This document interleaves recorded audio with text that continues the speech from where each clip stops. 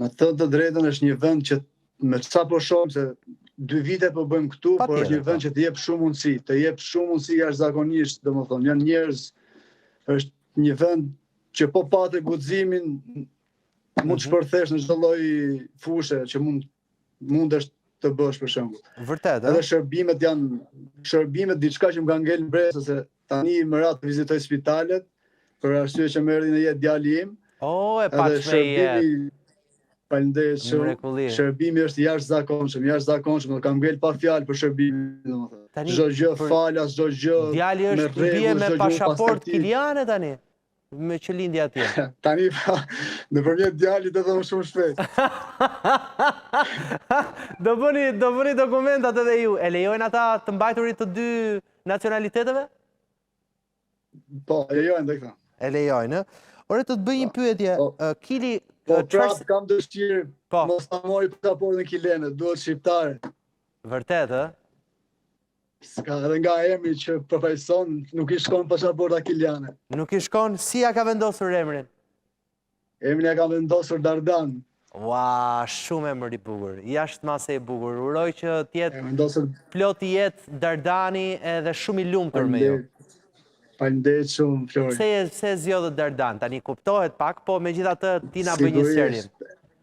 E vërtet, zgjodha Dardan sepse mendova kur të rritet do të më pyesi babi ç'a domethënie ka emri im. Dhe të paktën të jetë koshient që përfaqëson një pjesë rëndësishme të krijimit të kombit ton. Absolutisht.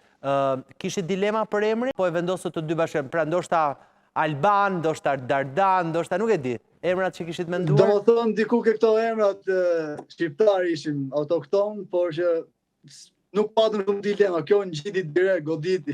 Dardan ngjiti direkt. Ishte sigurisht një lumturi e madhe, po tani jam kurioz se kur në procesin e lindjes shumë të lumtur janë edhe prindrit. Ata nuk e di janë në Shqipëri besoj, prindrit tuaj ose të afërmit tuaj. Po, të gjithë janë në Shqipëri, të gjithë prindrit, familja janë në Shqipëri. Dhe kam pritur me shumë lumturi, po fakti që s'janë shumë afër, të thot dhe njëherë për shumë, nuk e di, njerëzit e tu të thonë pse ke shkuar aq larg, paktën do të kishim këtu në Europë.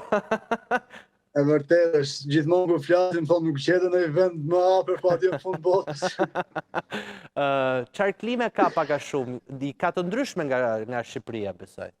Paka shumë dhe shumë të ndryshme jo, po thuaj se janë njësoj, domethënë, dimri është dimër i ftohtë, vera është të nxehtë, domethënë janë vetëm plazhet kanë diferencë madhe në Shqipëri, janë ujë të ftohtë sepse janë oqeane kështu dhe problem. Pra në Kili ujërat janë shumë të ftohtë, shkon dot në plazh. Shumë të ftohtë. Shumë ftohta, nuk bën dot plazh. Po kështu është, kur largohesh nga Shqipëria do të mungoj pak joni. Jo pak për shumë. Do të mungoj shumë. Keni ardhur në këto 2 vite në Shqipëri? Keni lëvizur apo këto 2 vite ja keni dedikuar vetëm Kilit? Në këto 2 vite nuk kemi lëvizur akoma, domethënë se ndodhi edhe kjo ardha në jetë e djalit edhe na kufizoi pak udhëtimin, por shpresojmë që nga vera patjetër ta vizitojmë Shqipërinë, vizitojmë njerëzit tanë atje, se na ka marrë malli. Mrekulli. Do të pyes pak edhe për hemisferat, se ju atje jeni në hemisfer tjetër nga ne, pra kur ju keni dimër, ne kemi verë, kur ju keni verë, ne kemi dimër. E vërtet. Jam mësuar pak me këtë sezonin, që vitin e ri ju për shumë e keni me verë? Në mes të verës, nuk e kuptojmë që është viti i ri. Viti i ri apo jo, nuk mësohesh. Jemi mësuar gjithmonë me ftohtë, me borë, dhe më duket si ditë normale. Po përsa i përket ushqimit, jem mësuar me ushqimin si e ka në ushqimin kilianët? Ka shumë ushqime të shijshme, ka shumë gjëra të mira, po e vështirë fillim